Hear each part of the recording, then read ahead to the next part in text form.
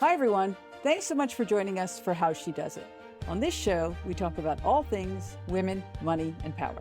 I'm Karen Feinerman. In the past 10 or 20 years, we've fully entered the sharing economy in so many ways. Renting and returning is a new way of life. Think about it. We stay in strangers' homes with Airbnb and VRBO. We borrow books on Kindle. Uber or Zipcars are viable alternatives to owning a car. And we rent a dress for every wedding or event so we never have to be Instagrammed wearing the same thing twice. But what about renting for the smallest members of our family? Fran Maier, CEO and founder of BabyQuip, has made all of that possible. BabyQuip is exactly what it sounds like. Traveling families can rent high-quality everything, from cribs and toys to car seats for when they're on the go. And as the mom of 2 sets of twins, I can tell you this is pure genius. If you have kids, you know what an enormous pain in the ass it is to travel. And I think for me, it was fair to say for the first 4 years of my kids' life and 4 years for the second set of twins' life, traveling was absolute hell. It would have made all the difference if I had something like BabyQuip. Fran, welcome to the show. So, Fran, I know you've had an extraordinary career as an entrepreneur and with multiple startups, but where did it all start? What were your roots? Yeah. Hey, thanks for asking, Karen. Happy to be here. I grew up in Santa Fe, New Mexico. My dad was in sales, and I've been reflecting on it because he just passed away. And I realized he was such an inspiration. He would give me math problems in the car, tell me how he closed a deal. Really was encouraging. He was quite dismayed when I went into Stanford as an English major, but happy when I think it was junior year, I started a frozen yogurt stand on the Stanford campus. Oh, so Stanford, a very entrepreneurial business school, and it sounds like at the time that you were there, tons of opportunity. What did you do right out of Stanford? I was really intent on being in marketing. I felt like that was my secret power and building brands. I really believed in a holistic brand that's not just the advertising or the name, but everything having to do with the experience of using the products. I worked at the Clorox company for a number of years in brand management. So Clorox, I think of as sort of a go-to place, maybe P&G and Clorox, for how to learn how to run a brand. So what were those valuable lessons that you took from there? So many. I mean, a real focus on how you position the brand in your customer's mind. What is the value proposition?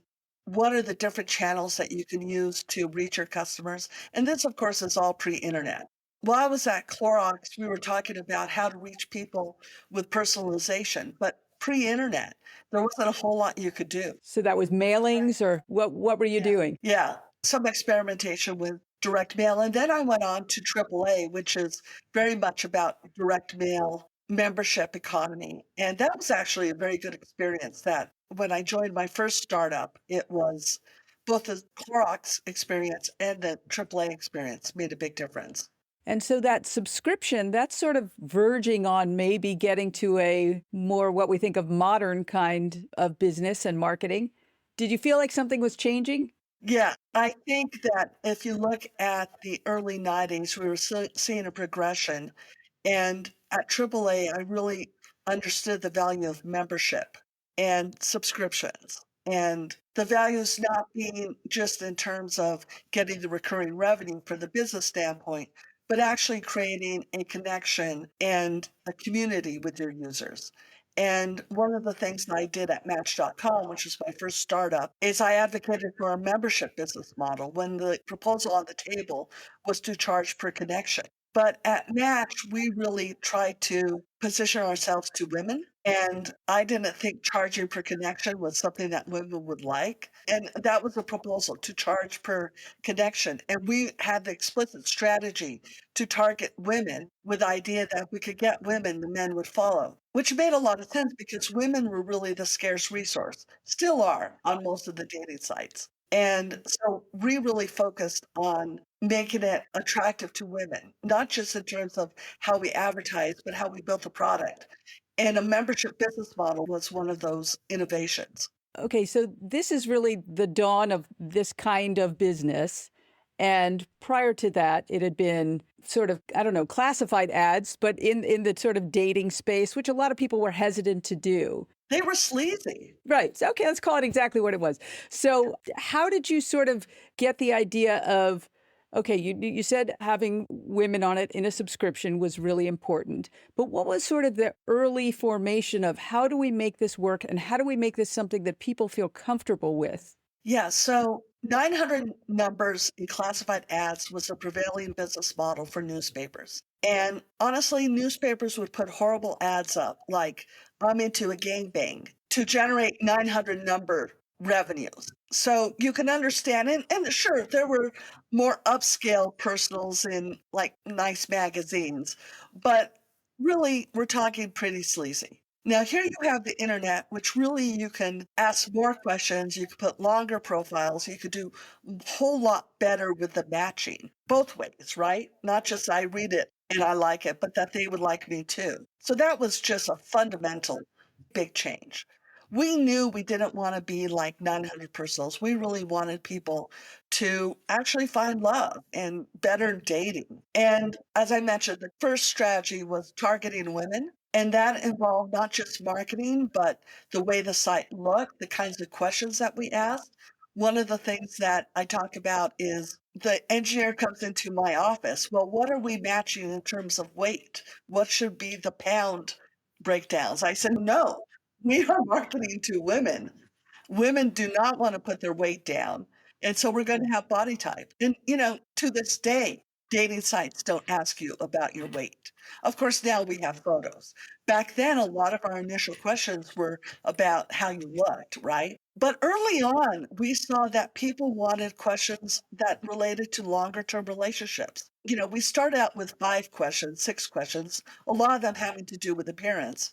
But the questions that we added in the next iteration were about children and religion and what you're looking for in a relationship. So we got the hint from our own customers that they were looking for something much more real. Right. So this was not a hookup site. Yeah, and not then. And now there's a whole lot of them and people can find what they want. But this was the early iterations and Match was really about finding the match. I mean, we had to get our name out there. And we really focused initially in the Bay Area because, well, we were raising money in the Bay Area and everything was happening. And even though I now live in Santa Fe, San Francisco's one of the most innovative places you'll ever live. You think you're late to the party when it's just at the beginning. In any case, we did that, but and thought that we would grow more regionally, but it just exploded. And it reminds me a lot of BabyQuip right now. When, the first years that we would put our suppliers in a new market, we'd get tons of demand right away. So really, there was an unmet need that was pretty significant that we were tapping into. So that must have been really exciting because you were on the dawn of a new kind of model. And once it gets going, it goes viral. So what did you think about, all right, now what can we do with it? Yeah, it was pretty exciting because we were hearing from people, and it's the people stories that are most exciting, that they had given up on dating and now they're really meeting a lot of people. And then some of the people would say, I don't feel like I need to settle. I'm going to spend more time finding the right person. And while we thought initially it was mostly going to be young people, it was people across age ranges. It really wasn't just young people. In fact, one of my favorite stories was a couple, kind of elderly, who wanted to visit us in our San Francisco offices, and I go out and meet them. And like I said, well, he shared with me the last time he was in San Francisco was VE Day. Okay, so that was pre-internet, pre a lot of things. I mean, I'm sure they're not around anymore. This was over 25 years ago, but people were definitely hooking up, but they were definitely dating and they were having a lot of fun and they were telling their friends about it. And, now fast forward almost 25 years, meeting somebody at a bar or at a friend's house or whatever is called organic or dating in the wild. I get what you're saying, though, about a lot of, I'm going to try a lot more dates. You have a lot of bites at the apple. You got more apples. They were much harder to come by prior to this. Yeah, before that. So, I'm sure there are some long-term studies about how online dating has changed relationships. I know we've been accused of making the United States more polarized. So, for example, Republicans don't date Democrats and Democrats don't date Republicans. So they get filtered out. Yeah, you filter that out. Right, right. Okay, so you're growing this business. Did you need capital and how'd you get it? From my recollection, we started out with $1 million of funding and we got a little bit more funding and we're still number one.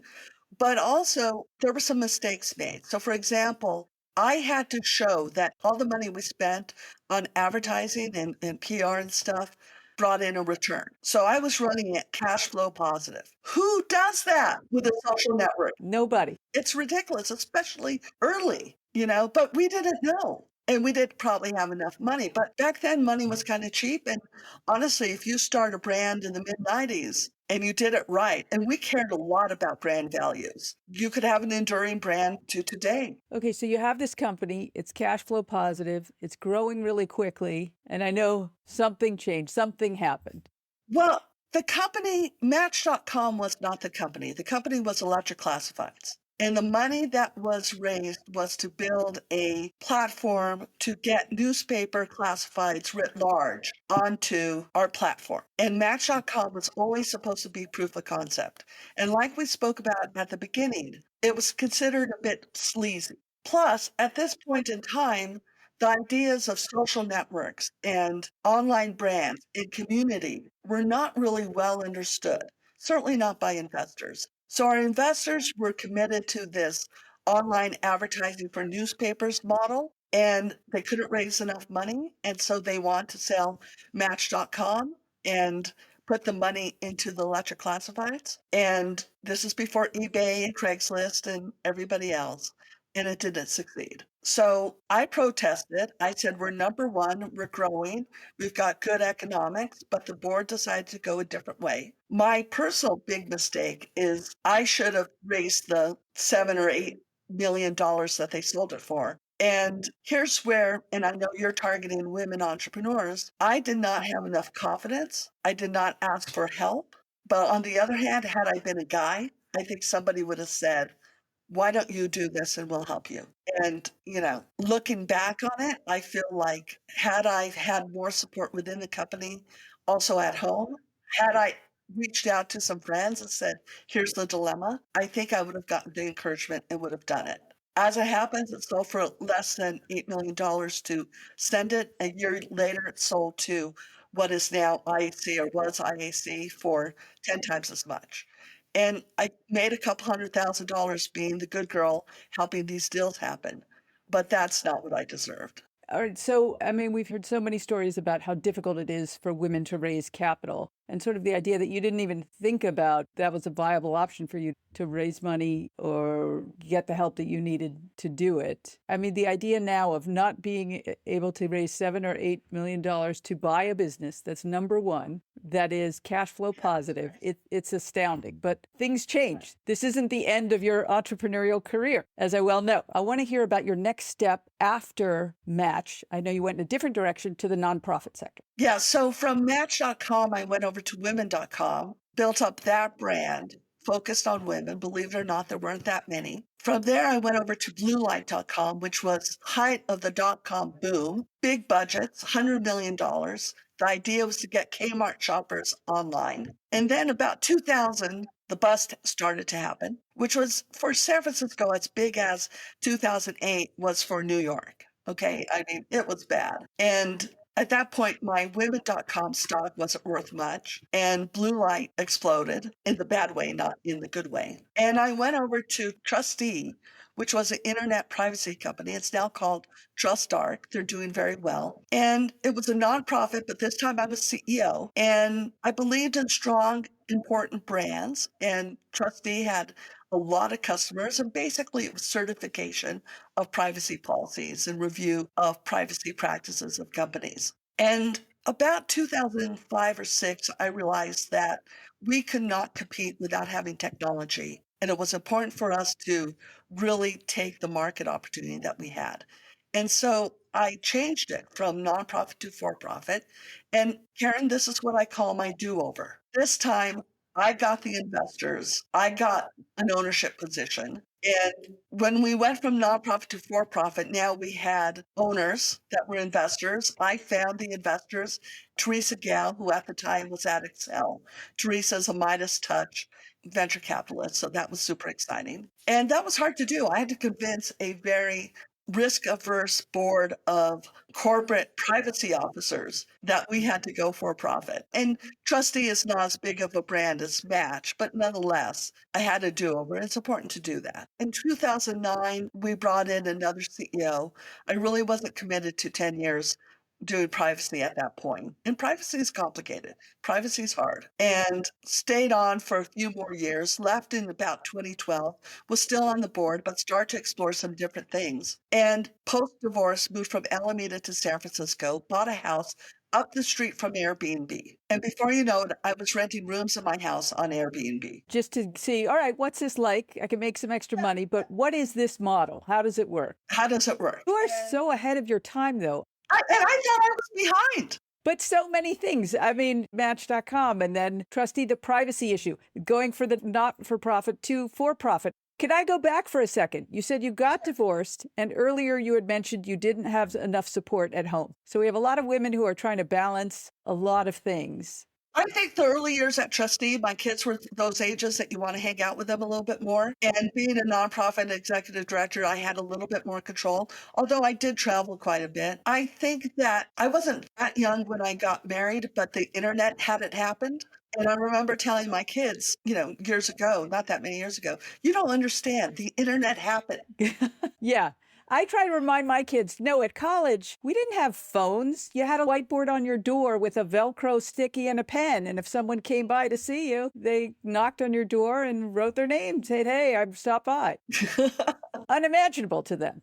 Right, right. Things were very different. And when the internet happened, I really went back to wanting to be an entrepreneur. And once you're an entrepreneur, it's kind of hard to go back. And there was some tension around some of the things that happened tax-wise with all these internet companies. And I mean, people change. And what precipitated, I think, the change for me, where I really had a very different risk profile than my ex-husband, was the internet. I mean, later, post-divorce, my younger son pointed out sometime after the divorce that, well, dad's a Stark and mom's a Lannister. And I was like, what? Wait, I'm nice. He goes, who are your favorite characters? I'm like, oh, okay. Okay, so I want to get to BabyQuip. Right. So I'm renting rooms in my house, and then I buy another house in Santa Fe, which is my hometown. And I start to think about what are now I'm making money from gig economy. Okay. I mean, who knew? I was consulting some, I was doing some advising, but basically I was making money on gig economy. I was thinking about how is this changing things and how is this new way people are traveling? Verbo was around for a while. I mean, this was entirely new, but things were changing and change is always the catalyst. And I was advising at Women's Startup Lab and I met a gal who started Baby Airge, a baby gear rental company in Santa Fe. And she gave me her pitch. And I was like, I should be your CEO.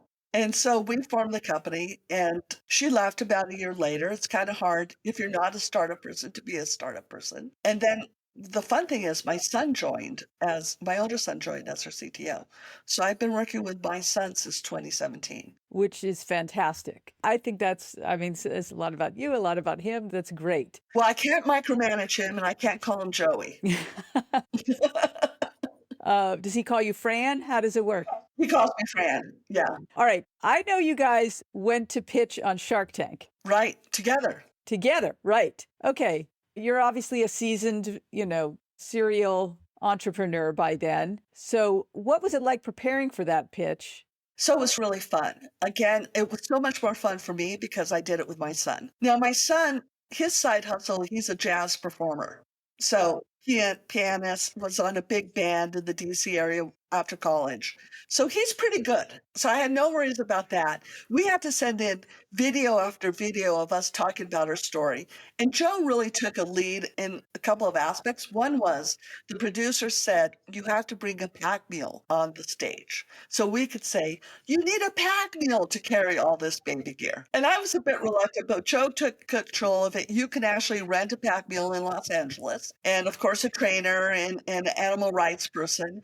But the pack mule served to be very good because in the Shark Tank process, you never know if you'll ever get filmed, nor will you know if you get aired. No promises, right? Oh, that it even gets aired. That even gets aired, right? And you could be on in the studio, and not know if they'll call you to even pitch. But the pack mill had done its business, if you know what I mean. And the producers knew it, and boom, we were in that stage. It's hard for me to remember what was aired versus what I experienced because we were in there for 35, 45 minutes and they cut it down. But we had watched so many Shark Tank episodes that we knew each of the sharks, what they cared about, and so on. And sadly, Barbara Cochran wasn't on. I thought she would have really gotten our proposition, but it came down to us and Mr. Wonderful, and he was really interested, but he wanted a good deal, a better deal than I was willing to give. So we didn't get the deal. That's fine. It turns out you didn't need Mr. Wonderful. No, no. And then of course we don't know if we're going to get aired. And I think they let us know sometime in February of 2020 that we would be airing. And in fact, we aired on March 6th, 2020. I had a party at my house. Think about that date. The last party you probably had at your house. Yes, exactly. And people were canceling. So we expected the business to go up, up, up. Our whole supplier network was ready to go, and the pandemic hit. But, we got through it. I closed some money in early 2019. Then I got another investor who came in March of 2019. So I was very fortunate. Then we got government money, took down some salaries, froze the team, took down marketing. And by early 2021, things were going back up again very rapidly. So where are you now? How many cities are you in now? We're at least 1,500. It's kind of hard to keep track. Wow. We did 83,000 orders last year. This year, we're trending about 40% ahead of last year. We've got 20 employees and over 2,100 people, mostly moms, who supply the baby gear to the traveling families at their destination. So this is sort of interesting. You can see Match.com ultimately leading down the road to BabyQuip, but it's a different model. You're now at a more asset heavier model? No, not really. We don't own the baby gear. You don't own. Okay. Yeah, the baby gear is owned by the moms. And while we're sometimes called sharing economy, our quality providers, that's what we call them, they own multiple cribs, car seats, strollers. They're really building a business on our platform. So they might start out with some of the gear that they had from their own babies, but they soon realize that's not sufficient. And I would imagine once a family has tried this, they're never going back. Oh, God. The reviews say we saved the vacation, we came to the rescue. Sometimes they call us at the hotel that they thought would have a crib that doesn't really have a crib that's clean, or they have a playpen and they wanted a crib. And so we really do come to the rescue. Okay, so you got moms basically rescuing moms. Yeah, and they go above and beyond because they're serving families like their own. And here again, we put a lot of emphasis on trust and safety, knowing that families want to know that the gear is safe and clean and insured. Getting insurance, it has been a big task, but is also a very big competitive advantage. Are there competitors? There's mom and pops, and there's some regional competitors, but no, basically not. But I'll tell you, I learned a good lesson this past year. We're very focused on good unit economics and not paying too much for customers. In terms of acquisition cost, marketing? Lead gen acquisition cost. And so, we look at return on ad spend very carefully.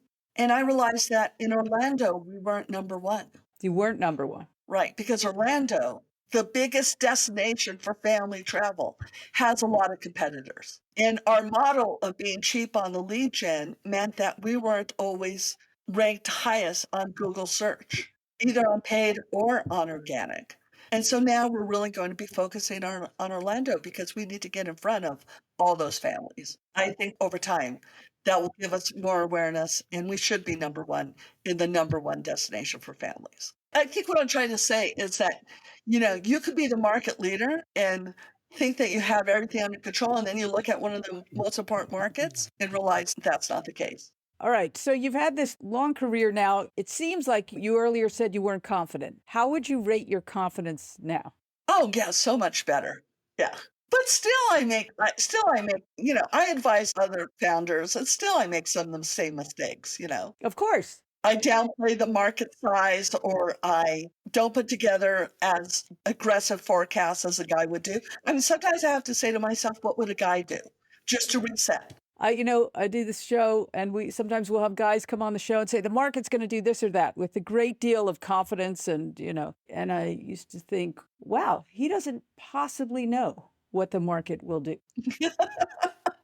But he sounds really confident. That's their superpower, man. And no, and then I'm like, you know what? That's not so dumb because he might be right. It could work out. We need to do that right. Say it with confidence. I mean, you try to make the best decisions you can. You have a process, and of course, you're going to make some wrong. But just having confidence, all right, well, that's a great transformation. Do you see any change in the financing market for women? I am so disappointed that despite years of focus on getting women money and funds focused on women and women investing in other women and venture firms and accelerators focused on women, we're still stuck at 2 or 3%.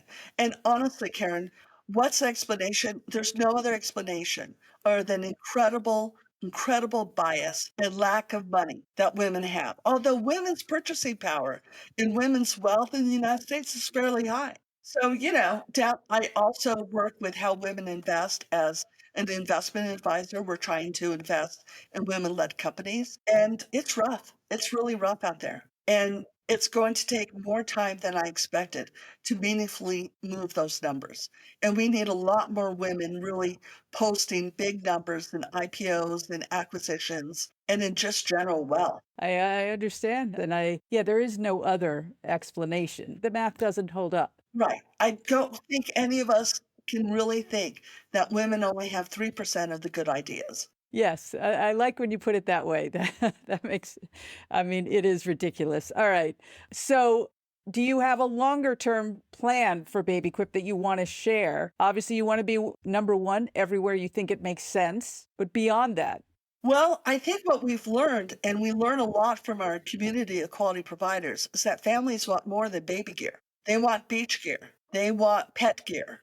They might want hiking and ski and all kinds of things that maybe they can't get from an REI or some other kind of service. So we're going to be dipping our toe into offering some more of these things. We already do parties for kids, and that's been a big success. So we're looking at doing more. We still do cleaning of baby gear for local families. That was one of our innovations during the pandemic. And you probably remember how gross those car seats got. It's amazing what you would find in there.